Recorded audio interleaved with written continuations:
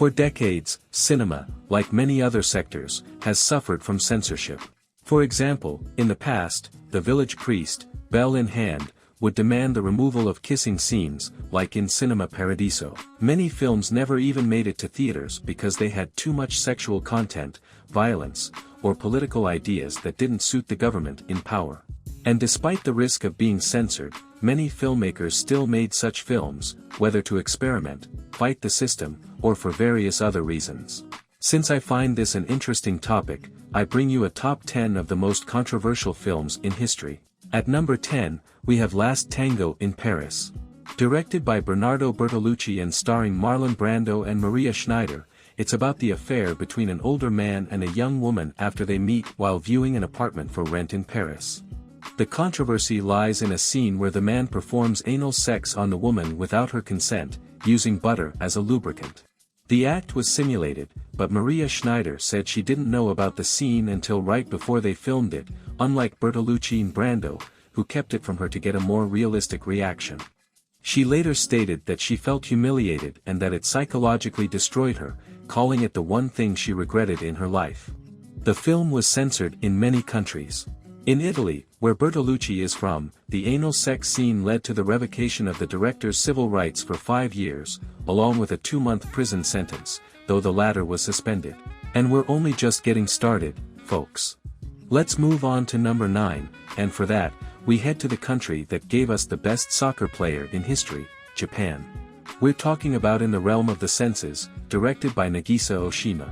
It's about the sexual passion between a former prostitute and the owner of the hotel where she works, as they push the limits of their desires to an utterly sickening climax, which I won't spoil for you.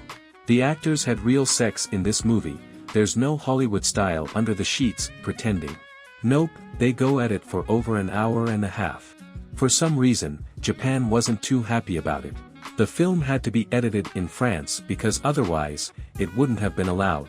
When it was released in Japan, they blurred the sexual scenes, basically the entire movie, and Nagisa Oshima faced charges of obscenity, though he was eventually acquitted. The film was censored in countries like Canada, Australia, and Brazil, with Belgium being the only European country to do so. I almost forgot, the story is based on real events from the 1930s, which is mind-blowing considering how it ends. For number 8, we're going way back to the 1930s to introduce you to Freaks, a film featuring many actors with real physical deformities. Today, something like this could be made, but in the 1930s, it had a disastrous impact. The film is about a circus where most of the performers have physical deformities. One of them, the dwarf Hans, inherits a vast fortune, and because of this, he's seduced by a beautiful trapeze artist who wants to take his money. The film's purpose was to show the monstrous nature of humans, not in their appearance, but within, how we are capable of inflicting unimaginable harm to get what we want. However, audiences didn't grasp this message and were horrified by the film's cast, since they had real deformities, and people weren't ready for something like that back then. It was a box office flop, with many people leaving the theater, fainting, and screaming. It was also banned in the UK for 30 years. By the 1960s, it was shown at the Venice Film Festival, where times had changed, and it gained admiration. Today, it's considered a cult classic. Moving on to number 7, we face the religious fanatics, specifically Christians, because we're talking about the huge controversy surrounding The Last Temptation of Christ, directed by Martin Scorsese. It portrays the life of Jesus of Nazareth as a fallible man with doubts about his mission and a struggle with lust. Basically, it shows him as a human being. We're not perfect, not even the most pious among us, and often, the supposedly pure are the worst, as the victims of abuse by Catholic priests can attest. The idea of humanizing Jesus and showing him as imperfect didn't sit well with the hardcore Catholics. There were protests, threats to Scorsese, and even an incident where a group of fanatics set fire to several French theaters showing the film, causing dozens of injuries and even one death. The film was banned in various countries and, to this day, remains prohibited in the Philippines and Singapore. And if this drove the Jesus crowd crazy, I can only imagine their reaction to number 6, Pink Flamingos. This film is not for the faint-hearted. It stars a drag queen declared the filthiest person alive, which triggers a couple of degenerates, who sell drugs to schoolchildren and babies to lesbians, to try to claim that title for themselves by becoming even more grotesque. A perversion festival with shocking scenes, the worst being the finale. I don't want to disturb you too much, so let's just say it's reminiscent of the infamous Two Girls One Cup video that's been floating around the internet. The film features bestiality, incest, and sodomy, among other charming elements. It's been revered by many since its release and has ascended to cult film status. Now we come to perhaps the most famous film on this list, A Clockwork Orange, directed by Stanley Kubrick. This masterpiece transports us to the grim world of Alex Delarge, a young maniac who revels in ultraviolence with his three friends. Kubrick pulls no punches in depicting their crimes, and the setting is equally grotesque, with many sexual symbols in the background. In the UK, where the film originated, it was banned, as it was in Spain, Brazil, and many other countries. It also horrified Anthony Burgess, the author of the novel it's based on, who said he nearly walked out of the theater within the first 10 minutes. What bothered him most, however, was the omission of the novel's final chapter, where Alex's fate takes a dramatic turn compared to the film's ending. I won't spoil anything, but it's true that without that chapter, the film's message feels quite different from the novel. Burgess was also accused by many who opposed the movie. In my personal opinion, A Clockwork Orange is an outstanding film. It does change the novel's ending, but it's not the ode to violence that Burgess claimed. Still, it's definitely not for the faint-hearted. Now things get really dark. The next film, number 4, led to its director being accused of murdering the actors, Cannibal Holocaust. Yes, that's right. It was a found footage film where the actors were missing, and the only thing recovered was the footage, a format we're familiar with today. The story involves a group of protagonists who head to the Colombian Amazon to make a documentary about cannibal tribes, only to disappear. An anthropologist goes in search of them after no one hears from them for a while. There are scenes of sexual abuse, animal cruelty, and even an impalement, staged, of course, which is one of the film's most iconic images. Director Ruggero Deodato was arrested 10 days after the premiere, accused of murdering the actors. The cast had signed contracts that prevented them from appearing in the media for a year after the film's release, to maintain the illusion that they were actually dead, and to mess with the director, making it harder for him to prove his innocence. Eventually, the actors gave interviews and appeared on TV, clearing everything up. However, the animal cruelty was real, which earned the film well-deserved criticism and censorship in many countries. It's pretty disgraceful, especially since they had access to special effects, which they used, for example, for the impalement scene. Strangely enough, the film was meant to criticize modern society, portraying it as hypocritical for calling the cannibal tribes savages, while it wages wars, drives species to extinction, and kills for fun.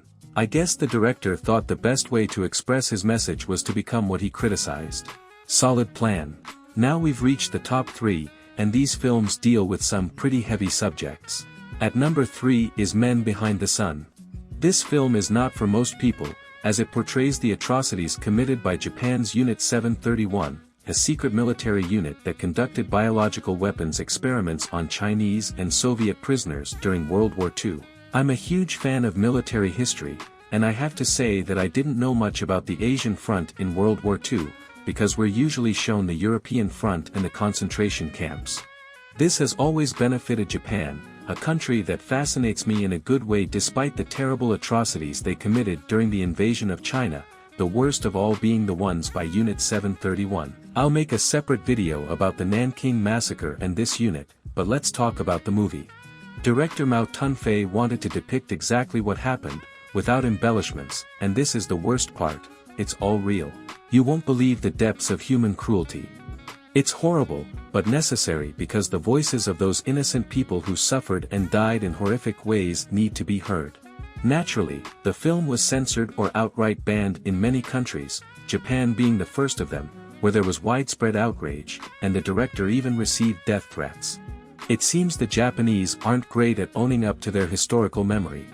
After that harsh dose of historical reality, we move on to number 2, which some of you might be familiar with, a Serbian film. A semi-retired porn actor is facing financial problems when an acquaintance offers him a role in a film, which he accepts, but it turns out to be a snuff film, and not just any snuff film.